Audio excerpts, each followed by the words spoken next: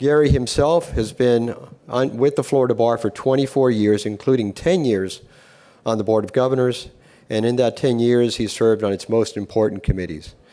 In his spare time, Gary is very involved in his community, and if you go on his firm's website, you can see the resume. It's extraordinarily long and detailed. But here's just an example of the different things that he does. He is involved with the Jewish Federation of Palm Beach County, so there's faith in his life. He's involved with the Legal Aid Society of Palm Beach County, so there is public service in his life. And he's also involved with the Economic Council of Palm Beach County, so there is business in his life. A truly all a well-rounded person. Please give a hand to Gary Lesser.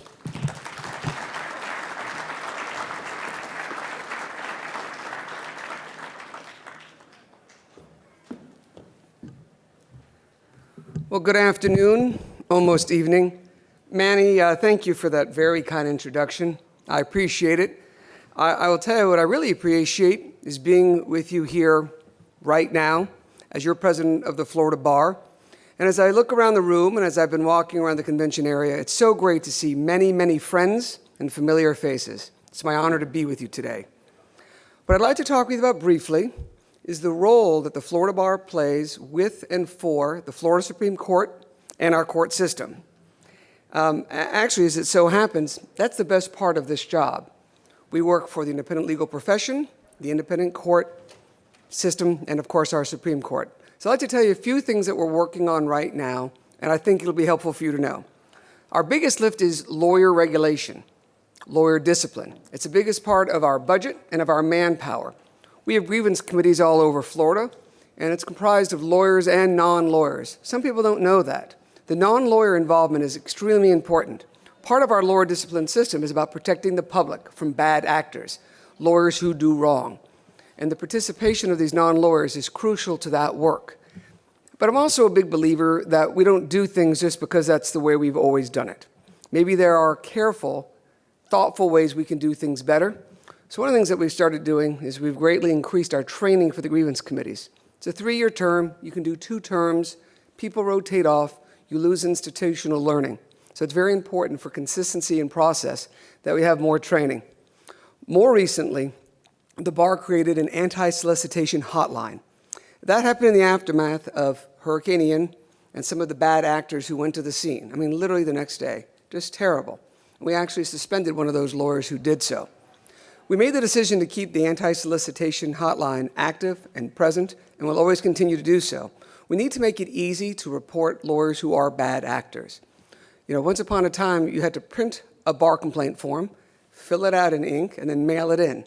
Now you can email it in. It's a fillable PDF. We want to make it easier to hold bad lawyers accountable. Another area where we work very closely with and for the court concerns the rules committees.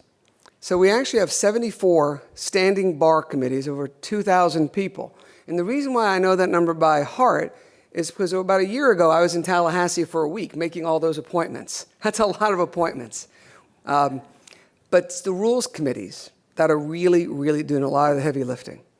In fact, it's really exceptional, and we appreciate the opportunity that the court sent the report and work product of the work group on improved resolution of civil cases to our rules committees, and we're going to get that work done by the court's deadline of July 3rd. Finally, in terms of what we do for the court, and this is something people don't realize, what does the bar do legislatively? Are we activists? No. The only thing that the bar does in Tallahassee is to support the court system. In years past, there's been issues of preserving the independence. Right now, what we do is we work very hard to support the court's funding and budgetary requests. It's really, really important. So the very short version, of course, pay raises for judges, but I want to talk with you about what I call the infrastructure. These are staff attorneys who are very poorly compensated. If you're a staff attorney working in our circuit or county court system, you can leave and go just about anywhere and make more money. If you're a case manager, the same. We need to have these positions better compensated in order to get the right talent. And to be clear, our court system is really lean, astonishingly lean. You're not going to find any waste or pork. But in order for our judges to do the job that they need, we need to give them the infrastructure and support. As a unified mandatory bar, what the Florida bar does is what the court does. We have a lane, and our lane is the court's lane. And we enjoy that work, and it keeps us very busy. The bar is working on a couple of things that I wanted to let you know about. The first thing that we're doing is creating a mentoring program. 3 years or less experience as a lawyer in a firm of 3 or fewer lawyers. These are people who graduate law school, often without outside employment, and they throw up their own shingle and go to work. That's fine. That's been happening for a very long time. But they're on their own. And the age we're living in, they're really on their own. And they don't even know that they're on their own. There's no one giving them any guidance. A few little bullet points, and then I'll move on. There's a very robust curriculum that we've rolled out. For example, how about law office business? Because they don't really teach that in law school.